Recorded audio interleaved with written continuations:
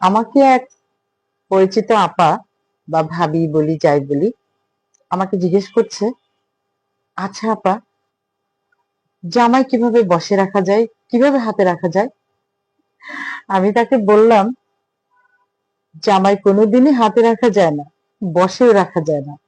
এই চিন্তা করাটাই হচ্ছে হাস্যকর এবং পৃথিবীর সর্বশ্রেষ্ঠ বোকামি।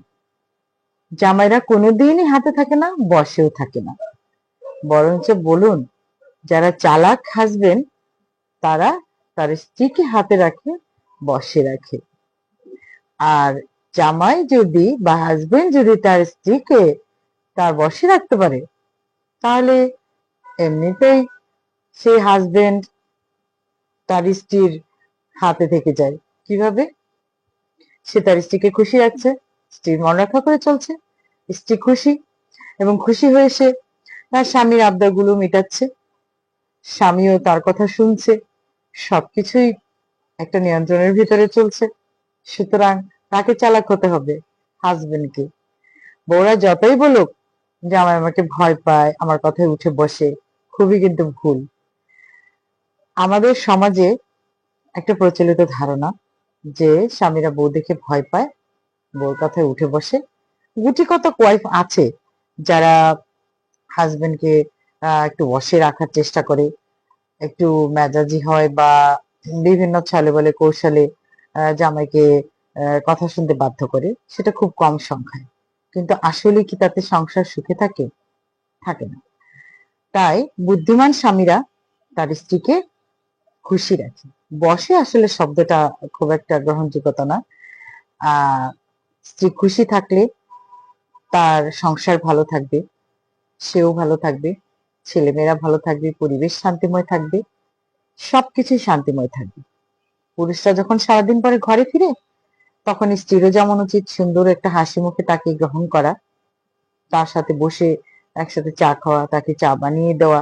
স্বামীজিরও উচিত বাইরে থেকে যখন আসে স্ত্রীর জন্য ছোটখাটো উপহার নিয়ে আসা, একটা হাসি দিয়ে ঘরে ঢুকা, দুজনের সুন্দরভাবে সম্মিলিতভাবে বোঝাপড়া, সম্মান, এসবের মধ্য দিয়ে একটা সংসার সুন্দর হয়। আর আমি তোমাকে জানের চেয়েও ভালোবাসি, প্রাণের চেয়েও ভালোবাসি। তোমাকে ছাড়া বাঁচবো না, তুমি আমার জীবন, তুমি আমাকে ছাড়া কাউকে কিন্তু বাঁচবো না, হেন তেন এইসব কথা আসলে খুবই হাস্যকর। এগুলো বলে হয় কি, নিজেকে আরো ছোট করা হয়, এবং আমরা এটাই করে থাকি ভুলে।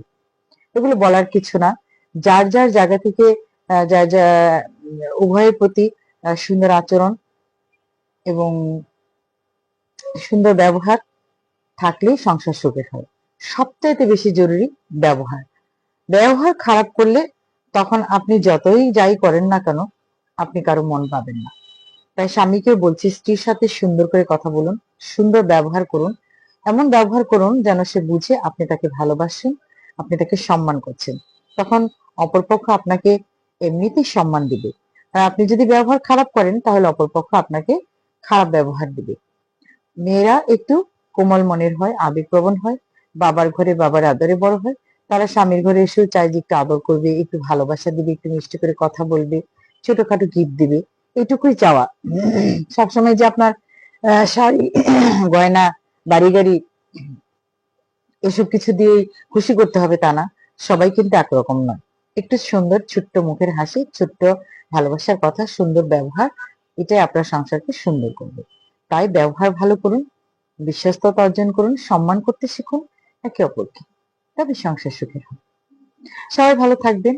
ভালো লাগলে আমার চ্যানেলটা সাবস্ক্রাইব করে আমার পাশে থাকবেন, লাইক দিবেন, কমেন্ট করবেন, সাবস্ক্রাইব করে দিন আমার চ্যানেলটি। আল্লাহ হাফেজ। সবাই ভালো থাকুন, সবার জন্য শুভকামনা।